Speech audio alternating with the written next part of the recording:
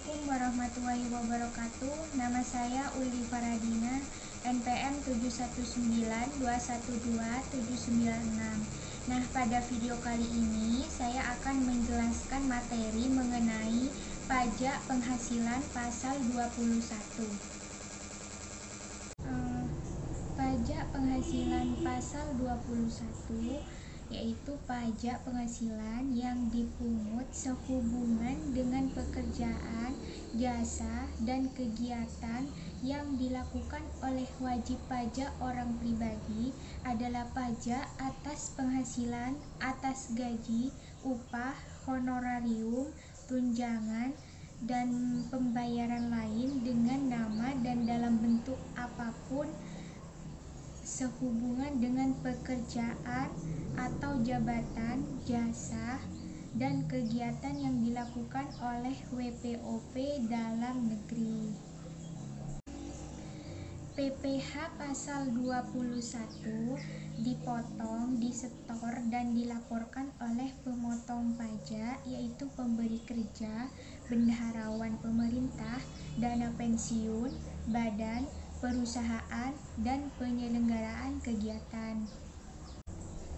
Selanjutnya ada juga wajib pajak PPh pasal 21 yaitu penerima penghasilan yang dipotong PPh pasal 21 diantaranya yang pertama yaitu pejabat negara, dan yang kedua PNS, dan yang ketiga pegawai, yang keempat pegawai tetap, dan yang kelima pegawai dengan status WPLN, dan yang keenam tenaga lepas, dan yang ketujuh penerima pensiun, yang kedelapan penerima honorarium, dan yang kesembilan yang terakhir ada penerima upah. Untuk selanjutnya bukan wajib pajak PPh pasal 21 diantaranya yang pertama pejabat perwakilan diplomatik dan konsulat seperti bukan WNI atau warga negara Indonesia, tidak menerima atau memperoleh penghasilan lain di luar jabatannya di Indonesia, dan negara yang bersangkutan memberikan perlakuan timbal balik. Dan yang kedua pejabat perwakilan organisasi internasional yaitu bukan warga negara Indonesia dan tidak menjalankan usaha atau melakukan kegiatan atau pekerjaan lain untuk memperoleh penghasilan di Indonesia. Untuk selanjutnya ada subjek pajak PPh pasal 21. Ada 5. Yang pertama itu pegawai seperti PNS, pegawai tetap, pegawai lepas yang memperoleh penghasilan dari pemberi kerja secara berkala. Dan yang kedua ada penerima pensiun, yang ketiga penerima honorarium, dan yang keempat penerima upah. Dan untuk selanjutnya ada pengecualian subjek pajak. Yang pertama pejabat perwakilan diplomatik dan konsulat atau pejabat lain dari negara asing dan orang-orang yang diperbantukan kepada mereka bertempat tinggal sama dengan mereka dengan syarat bukan WNI serta tidak menerima atau memperoleh penghasilan lain di luar jabatannya. Dan yang kedua pejabat perwakilan organisasi internasional dengan syarat bukan WNI dan tidak menjalankan usaha atau kegiatan lain untuk memperoleh penghasilan di Indonesia. Selanjutnya yaitu hak dan kewajiban subjek pajak. Yang pertama, pada saat mulai bekerja atau mulai pensiun, untuk mendapatkan pengurangan PTKP, penerima penghasilan harus menyerahkan surat pernyataan kepada pemotong pajak sebagaimana yang dimaksud dalam pasal 21 yang menyatakan jumlah tanggungan keluarga pada permulaan tahun kawin atau pada permulaan menjadi subjek pajak DN. Dan untuk yang kedua, Jumlah PPh pasal 21 yang dipotong merupakan kredit pajak bagi penerima penghasilan yang dikenakan pemotongan untuk tahun pajak yang bersangkutan kecuali PPh yang bersifat final. Dan yang ketiga, apabila WP menerima penghasilan dari pemberi kerja yang dikecualikan sebagai pemotong pajak, maka WP tersebut harus menghitung, menyetorkan, dan melaporkan sendiri dalam SPT atas penghasilan tersebut.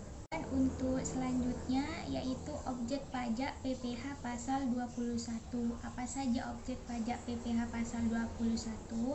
Yang pertama, penghasilan yang diterima atau diperoleh pegawai atau penerima pensiun secara teratur berupa gaji, uang pensiun bulanan, upah, honorarium, dan tunjangan. Sedangkan yang kedua, penghasilan yang diterima atau diperoleh pegawai atau penerima pensiun secara tidak teratur berupa jasa produksi, tantiem, THR, gratifikasi, bonus. Dan yang ketiga, upah harian, upah borongan, upah satuan, upah borongan yang diterima tenaga kerja lepas. Dan yang keempat, uang tebusan pensiun, uang THT, uang pesangon sehubungan dengan PHK.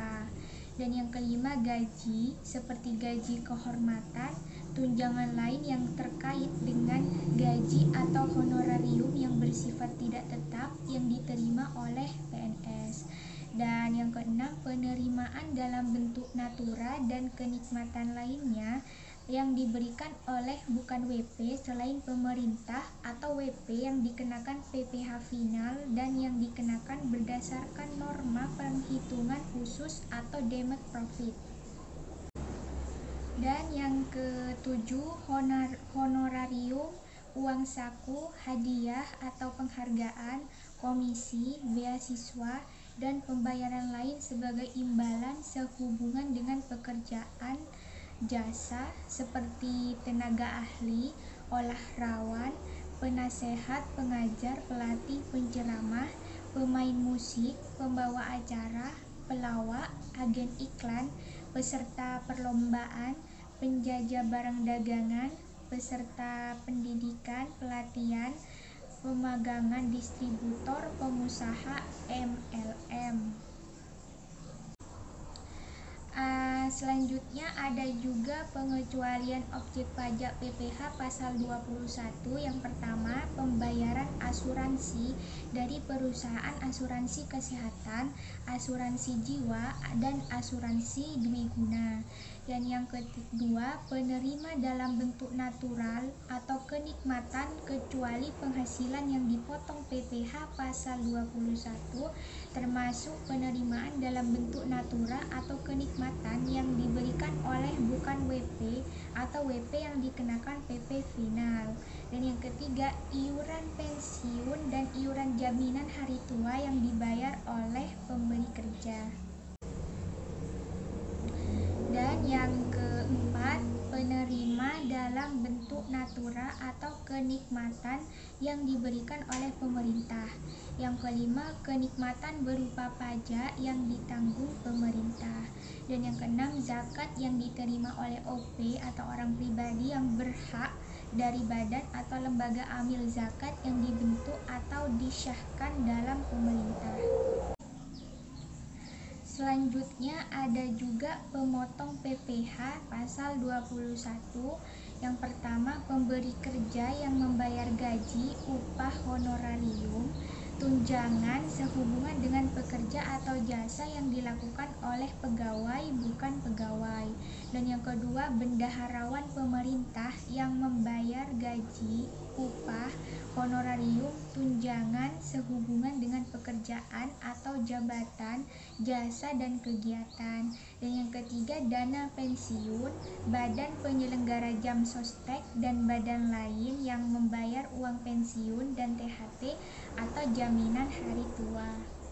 Untuk yang keempat, perusahaan badan BUT yang membayar honorarium sebagai imbalan sehubungan dengan kegiatan dan jasa termasuk jasa tenaga ahli dengan status WPDN yang melakukan pekerjaan bebas. Dan yang kelima, pers badan BUT yang membayar honorarium sebagai imbalan dengan sehubungan kegiatan dan jasa yang dilakukan oleh orang pribadi dengan status WPLN.